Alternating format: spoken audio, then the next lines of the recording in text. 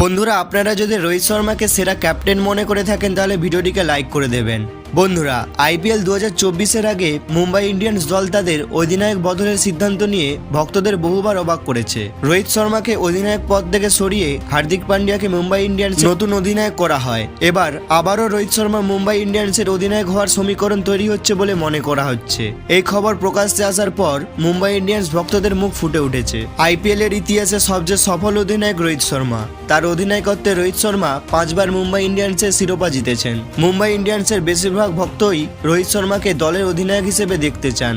এবার আবারও মুম্বাই ইন্ডিয়ান্সের অধিনায়ক হতে পারেন রোহিত শর্মা। হার্দিক পান্ডিয়া ও সূর্যকুমার যাদবের চোটের কারণেই রোহিত শর্মা আবারও মুম্বাই ইন্ডিয়ান্সের অধিনায়ক হতে পারেন।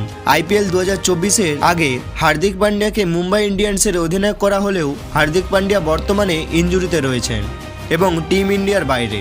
অন্যদিকে হার্দিকের বিদায়ের পর মুম্বাই ইন্ডিয়ান্সের দ্বিতীয় অধিনায়ক হিসেবে প্রথম পছন্দ সূর্যকুমার যাদব। আহত হয়েছেন সূর্যকুমার যাদবও।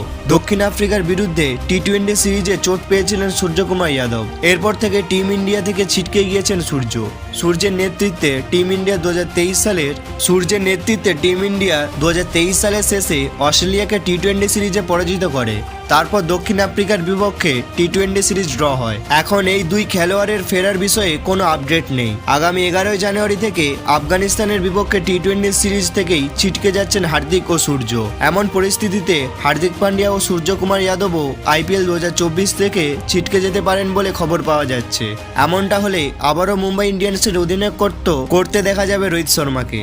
কি বন্ধুরা আপনাদের কি মনে হয় রোহিতকে আবারও ক্যাপ্টেন করা হোক? তাহলে নিচে কমেন্ট করে জানাও। তো আজকের ছোট আপডেটটি এই পর্যন্তই। দেখা হচ্ছে পরের ভিডিওতে। আর আমাদের চ্যানেলে নতুন আসলে চ্যানেলটা সাবস্ক্রাইব করে দেবেন। ধন্যবাদ।